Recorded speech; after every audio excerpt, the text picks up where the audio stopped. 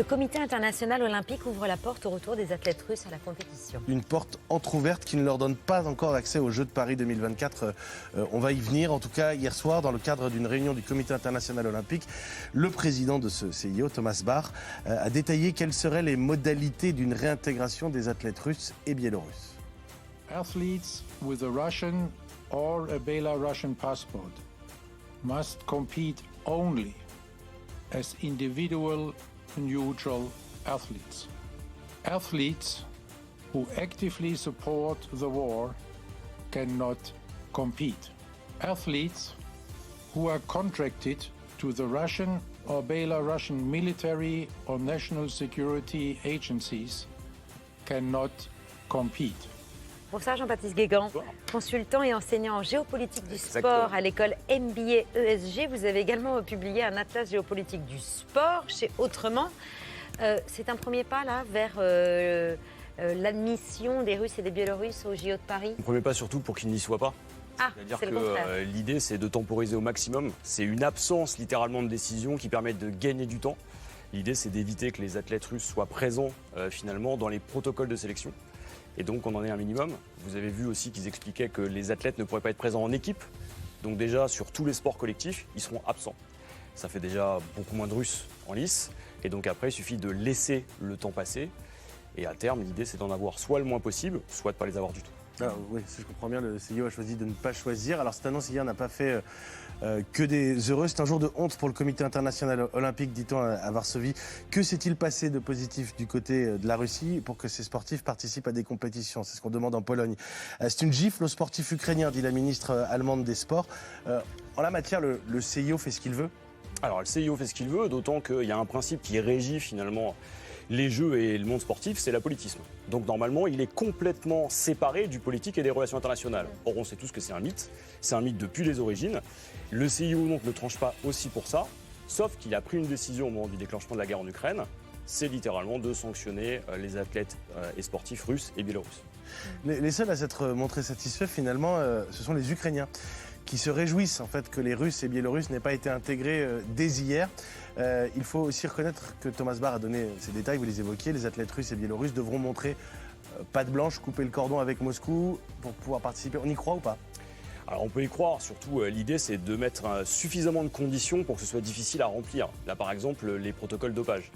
Les athlètes devront avoir été suivis pendant 1 an. Or aujourd'hui, personne est en mesure de vraiment savoir ce qui s'est passé en termes de préparation pour ces athlètes russes qui ont échappé au protocole antidopage depuis plusieurs mois et même plus d'une année.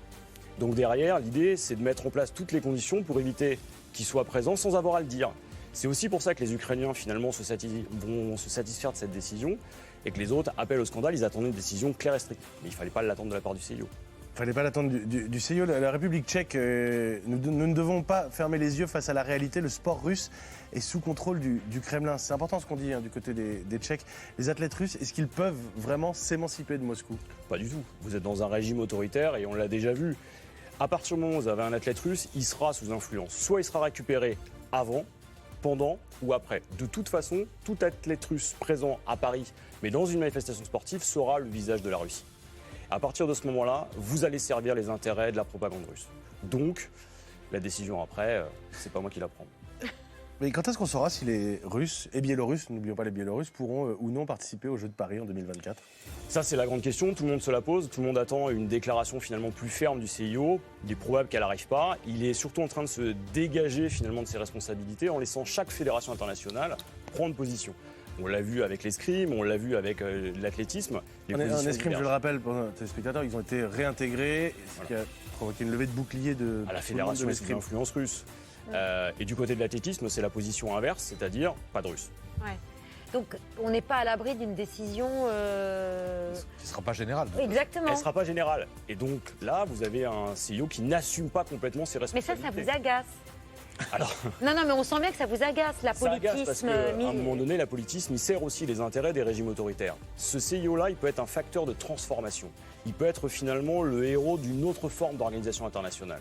En clair, concrètement, sur la question climatique, sur les droits humains, on l'a vu avec le Qatar et la FIFA, par de vertu là aussi, le CIO peut vraiment se mettre dans une situation où il peut être vraiment progressiste. Et donc peser aussi sur les stratégies d'emploi du sport par les régimes autoritaires. Là, il ne le fait pas. À un moment donné, il faudra assumer aussi. En fait c'est ça, disons-le clairement, si demain la Chine envahit Taïwan, est-ce qu'on va exclure les Chinois de toutes les compétitions C'est la internationales? question. Parce qu'aujourd'hui, si vous prenez tous les pays engagés dans des situations de guerre, qu'est-ce que vous faites des Saoudiens? Vous devez les sortir. Ils sont engagés au Yémen. Et donc, vous êtes dans une situation, la guerre au Yémen, on l'oublie, mais c'est une guerre qui est particulièrement affreuse. Et on n'a pas d'image, ou en tout cas très peu. Et en l'occurrence là, les Saoudiens seront présents. C'est Emmanuel Macron qui pourrait avoir le dernier mot, merci. Décidément, Alors, je finis pas il mes peut avoir phrases. une influence, mais par définition, le principe d'ingérence finalement n'existe pas. Il y a une vraie séparation. Donc, il a littéralement pas son mot à dire. Évidemment qu'il va se faire entendre, évidemment qu'ils vont pousser les intérêts français, puis même pour des questions de sécurité. La présence des Russes sur le sol français peut être un problème potentiel. Pardon, un problème de l'ordre pour eux, un danger pour Alors eux. déjà pour les athlètes russes, Des attentats, et vous pour les voulez dire. services russes, Clairement. personne n'a oublié les Jeux de Munich, Voilà. où on a vu ce qui arrivait à la sélection israélienne. On peut imaginer une situation comparable. Et puis quand vous êtes un sportif, que vous avez une menace sécuritaire autour de vous, vous avez un souci, c'est que vous ne pouvez pas performer. Et donc ça va affecter les Jeux et les retombées des Jeux. Le message. Ouais. Vous êtes clairement pour l'interdiction de la présence d'athlètes russes au JO de Paris? J'ai pas de position. Ah, vous êtes comme le CIO. Non. Ma position, c'est de regarder les choses de manière complexe et intelligente.